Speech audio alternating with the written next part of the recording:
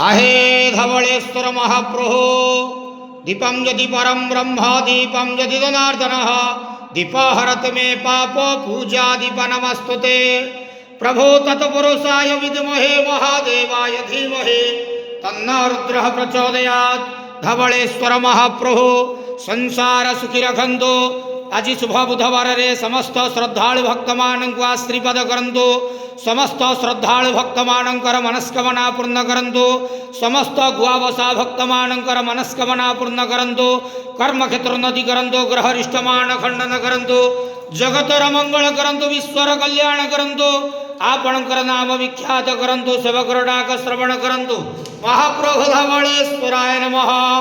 संसार सुखी रखंतु आनंद गेवार हरि बोलो।